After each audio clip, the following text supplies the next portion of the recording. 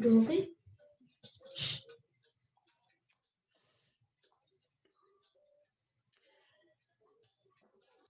In the previous video, we were discussing Seifert Van Kampen theorem, and we have proved 3 steps for the existence part. We have firstly defined the mapping row for the loops based at point x naught, either lying in U or in V. Then we have extended that mapping loop, that mapping row to sigma. We extended that mapping to any path lying in U or in V. Then we extended that sigma to, in the step 3, we extended sigma to set map tau, which maps every path in space X an element of the group H. So we have proved that the set mapping tau, that is well defined, and that is that is well defined. We have basically defined mapping tau by uh, firstly making a partition of the interval 0, 1, and then we have defined the mapping tau by this definition.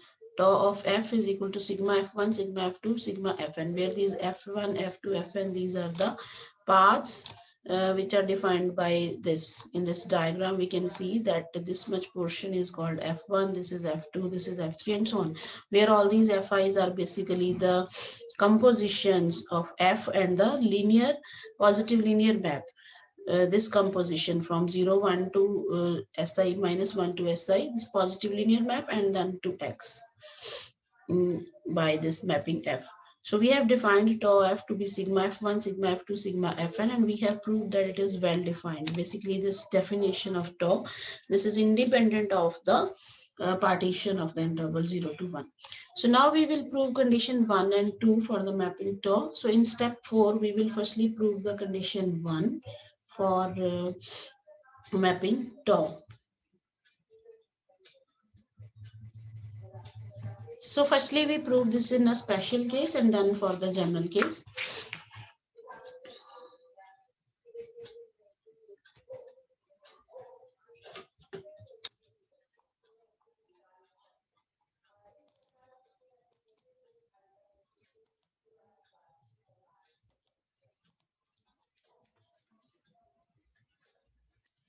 So we will prove condition 1 for mapping tau in this step.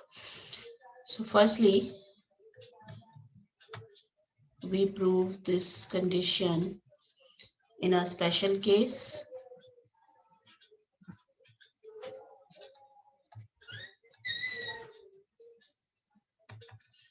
And that special case will be, we take F and G, two different paths in space X, let us say from point X to Y. And in condition 1, basically we want to prove if F and G are homotopic to each other, then tau of F is equal to tau of G. So we take two paths F and G from X to Y, and we take them to be path homotopic to each other. So we will assume that capital F is the path homotopy between F and G. Now we assume one additional hypothesis, because we are proving firstly in a special case. So we assume this additional hypothesis that there exists a partition, say S0, S1, and Sn of the interval 0, 1, such that this capital F carries basically each rectangle of the type Ri, which is Si minus 1 to Si cross I, the closed interval 0, 1, into either U or V. So what it means, so now we are saying let this be space X, which is basically union of U and V. and we have capital F mapping. So let us say this portion is U and this portion is V. So this first one is U, another one is V. This portion is U intersection V, and say this point is X, this is Y. We have two different paths.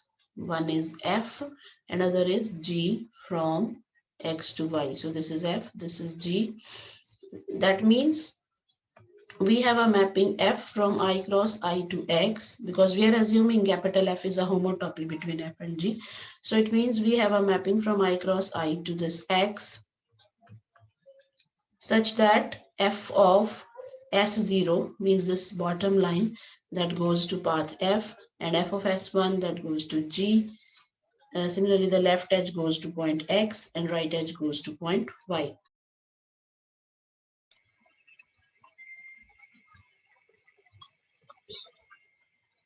We assume the additional hypothesis here, and the additional hypothesis is that uh, whenever we consider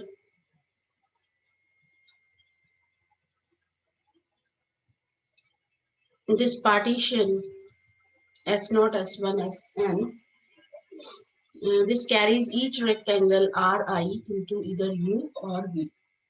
So diagrammatically, it means that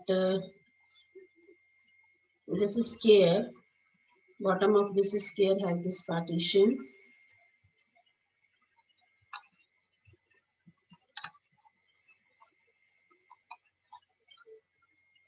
This is S0, this point is S0, S1 up to Sn, such that image of each rectangle Si minus 1 to Si, this closed interval cross I, means each rectangle of this type that is mapped either into U or into V under this mapping capital F.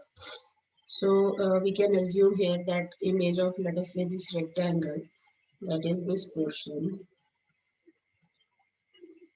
this much portion. So this portion whole lies in V.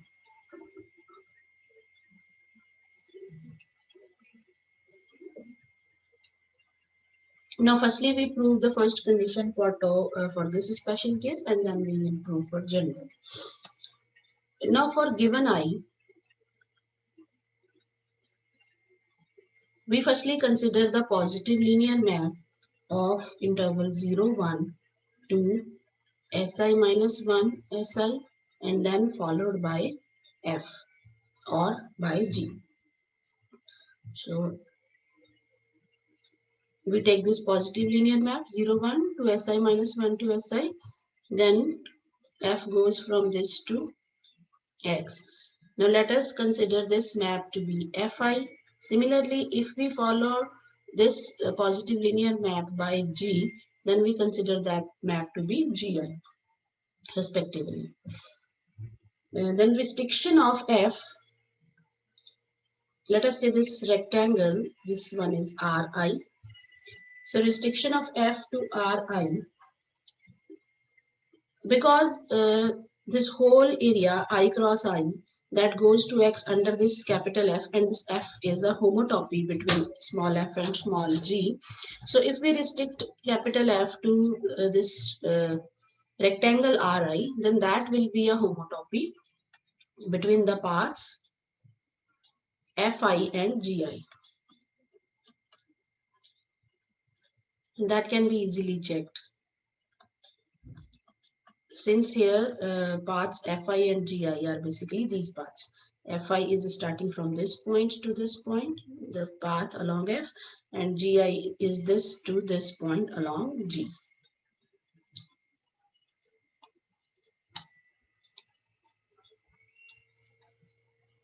Now these paths Fi and Gi, they are completely lying in either U or in V, and this F restricted to Ri, this is a homotopy between Fi and Gi. Now this is a homotopy, but not a path homotopy, because their endpoints fi and gi, they need not have same endpoints, so it is not a path homotopy. So now let us consider these paths which are traced by these endpoints during the homotopy. So we define beta I to be the path given by beta it is f of sit. So here basically in this diagram, this point is f of si minus 1. This is f of si. This point is g of si minus 1. And this is g of si. So if we define beta it from sit, then this beta I, this will be a path from fsi to gsi. So basically this path, this is our beta I minus 1, and this path is beta I. So these are the paths from fsi to gsi. And beta naught and beta n, what are these paths? These are constant paths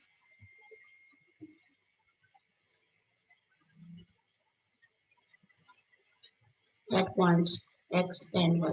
So this constant path, that will be beta naught, and similarly this constant path will be beta n. So now we will show here that for each I, fi star beta I, this is path homotopic to beta I minus 1 star gi.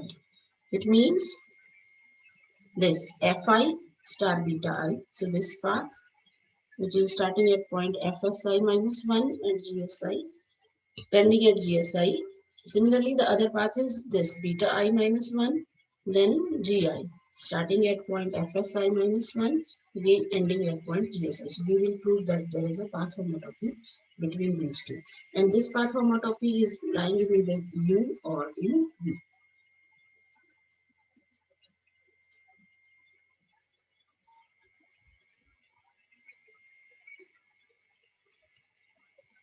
So in this rectangle Ri, we take these paths.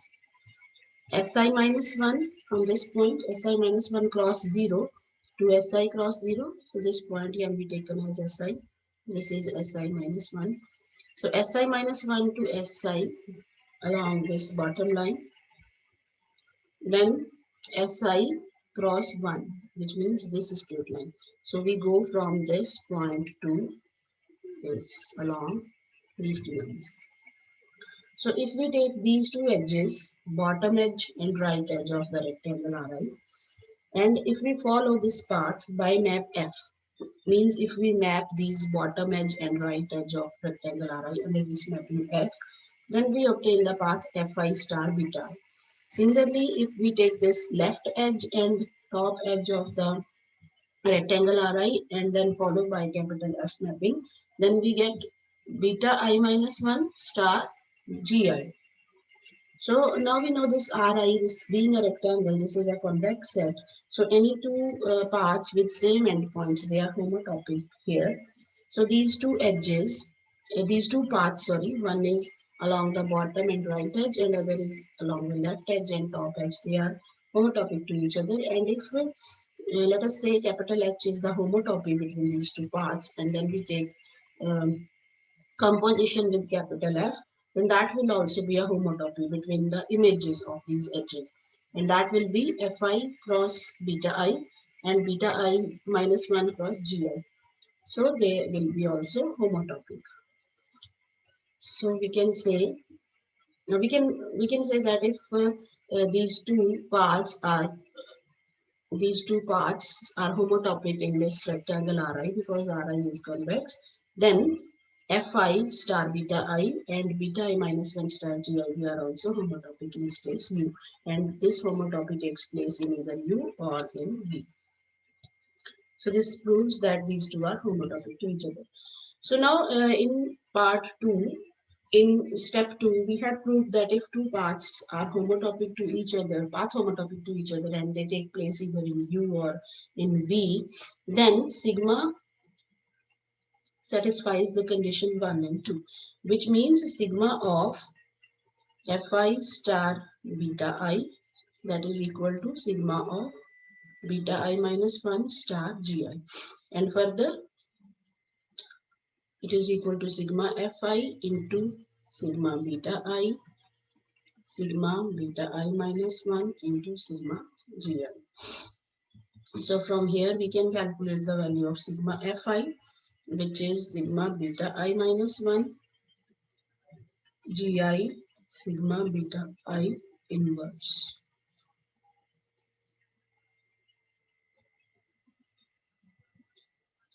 Now because beta naught and beta n, they are constant parts, so sigma of beta naught and sigma of beta n, that is 1, because of this fact, because beta naught is constant path and beta naught star beta naught is beta naught.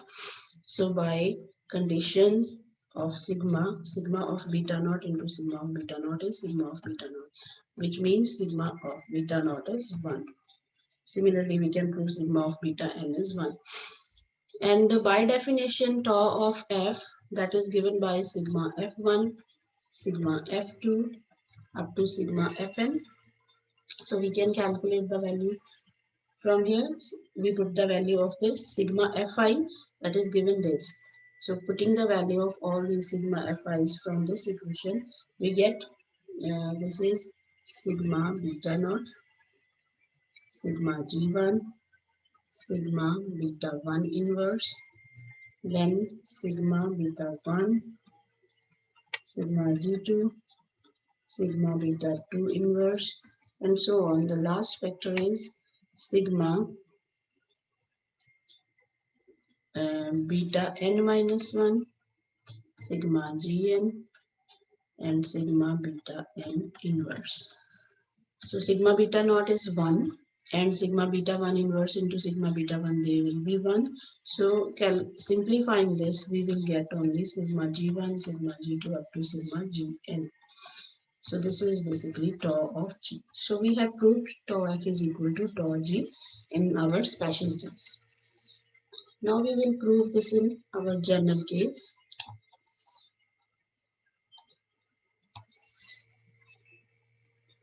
So in the general case, we take any two paths f and g,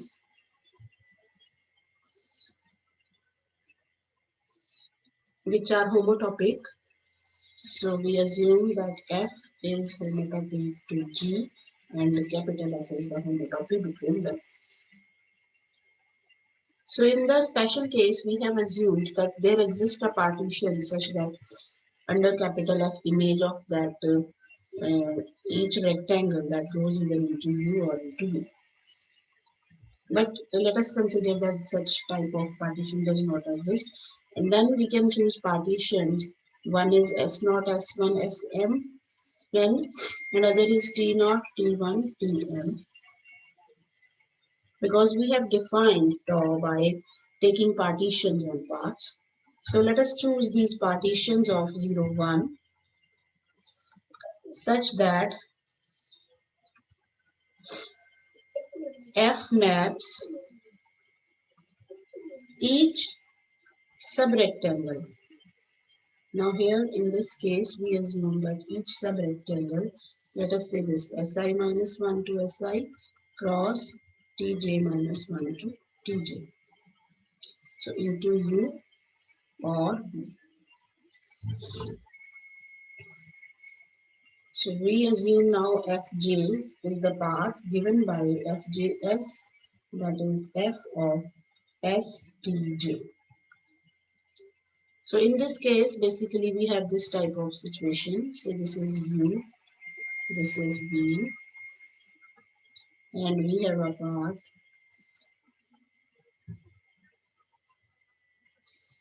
F from X to Y and G from X to Y. These two are homotopic to each other.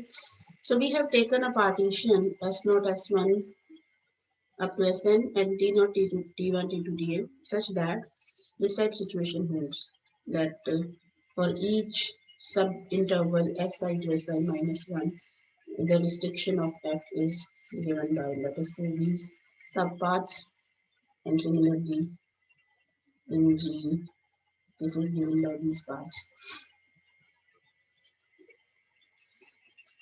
So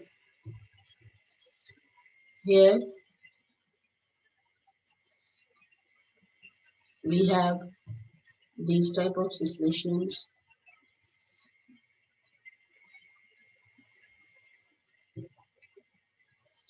So here we are assuming that each rectangle Si minus 1 Si and Tj minus 1 Tj, that is mapped either into U or into V.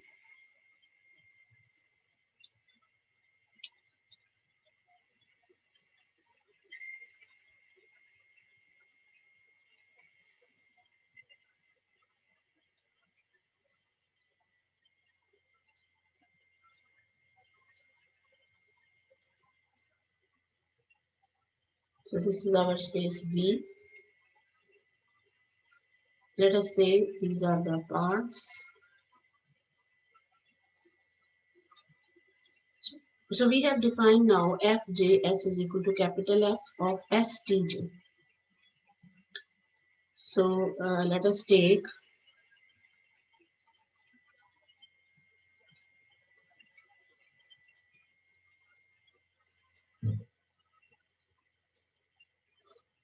now this is for the partition Si, this is for the partition Tj.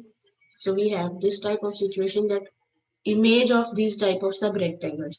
Now image of these type of subrectangles, that will be this type of area, like this type of area, and that is completely lying into U or into V. So we define this Fj. Then what is F naught? Now F naught of S, that will be F of S T naught. Now T naught is the point just 0, so it is F of S 0. So F naught is just F, and Fm, that is G. So basically F naught is this path along the F1, that will be this path, like this, F1 will be this path, and similarly the last Fm, that will be this path, G. Now we take these pairs of paths Fj minus 1 and Fj, two consecutive paths here. This is F0, this is F1, then the next one is F2, and so on. Then this is last Fm. So we take two consecutive paths Fj minus 1 and Fj.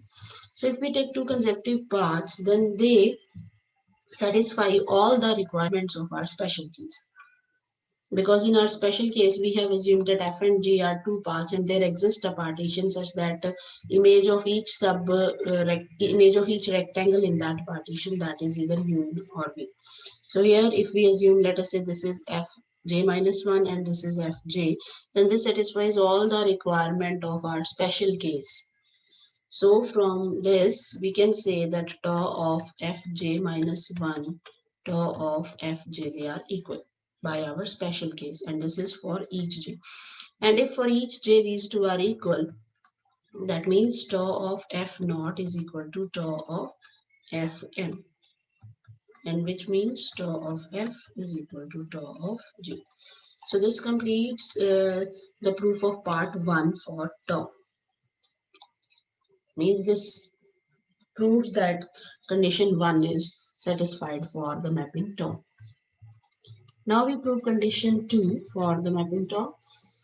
So in this case, we will prove that if f star g is a path in X, then tau of f star g is equal to tau f into tau g. So for the path f star g in X, we choose this subdivision S0, S1 up to Sn of 0, 1. And we choose this partition like that it contains the point 1 by 2. means some point sk that will be 1 by 2 in this partition. So we assume this partition such that each subinterval that carries into either u or b. And we assume that the sk is the point which is 1 by 2 in this partition. Now for each I varying from 1 to k, we assume the positive linear map of interval 0, 1 to si minus 1 to si, then followed by f star g.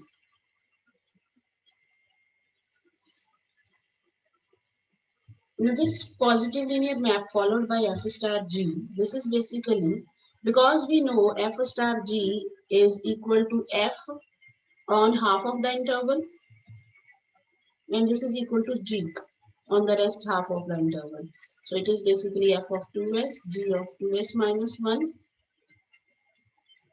So for the first half interval f star g, this behaves like f, and for the rest of the interval it behaves like g. So this positive linear map, because we are assuming sk is 1 by 2, that means for all these I varying from 1 to k, if we take this positive linear map, then this positive linear map is basically up to the sub intervals 1 by 2. So followed by f star g. So this is just equal to the positive linear map 0, 1 to 2s minus 1, 2si, and then f. Because f star g is equal to just f of twice of s. So that's why we are taking here twice of s, minus 1 and twice of s. So these two maps are equal. Positive linear map of 0, 1 to si minus 1 to si followed by f star g. This is same as the map positive linear map 0, 1 to 2si minus 1 to si followed by f. And we call this map, let us say, fi. Similarly, for I is equal to k plus 1 to n, the positive linear map of 0, 1 to interval si minus 1 to si, then followed by f star g, that will be same as the positive linear map of 2si minus 1 and 2si minus 1 followed by g. Both are same. So this will be called by gi. Sorry, gi minus k.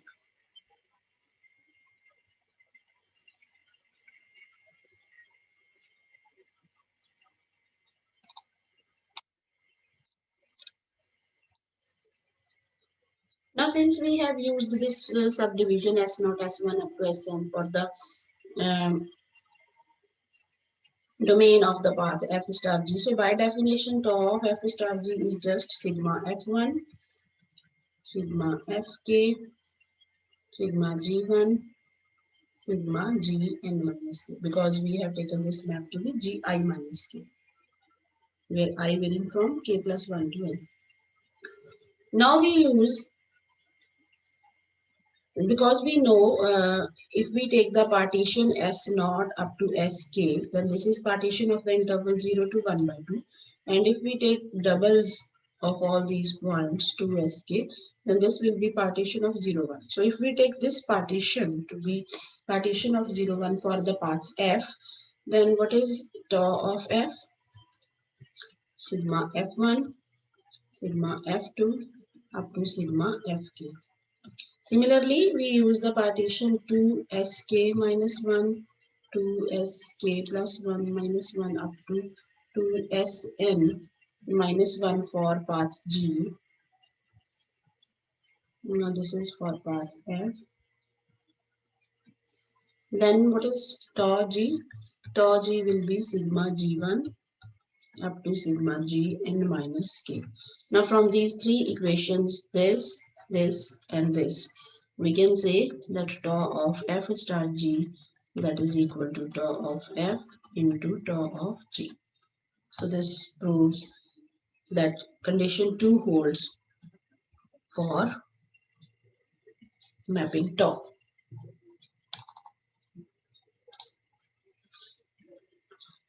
Now we complete the proof of the theorem in this step.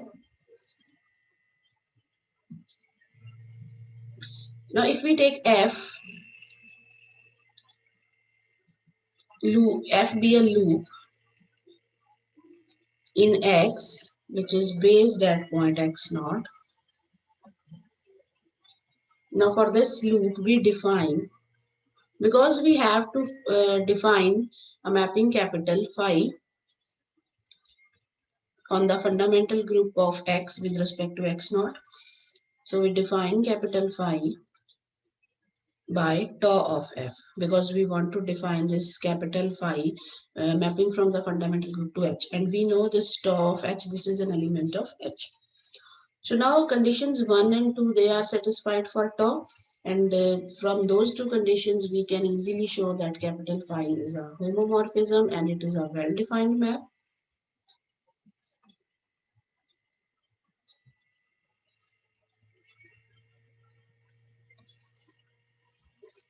So now we want to prove that capital phi circle J1, this is phi 1.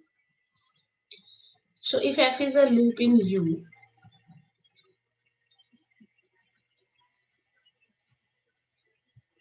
then what is phi circle J1 at homotopy class of f in U? That is just phi of f, because J1 is the map induced by fusion. So J1 of f is f. And by definition, it is, it is tau of f. Tau of f is rho of f for any loop in U, because tau is extension of rho, and that is just phi 1 of f U. So from this we can say that capital phi circle J1, this is small phi 1. Similarly, we can prove capital phi circle J2, that is phi 2. So this completes the proof of Seifert Kampen theorem.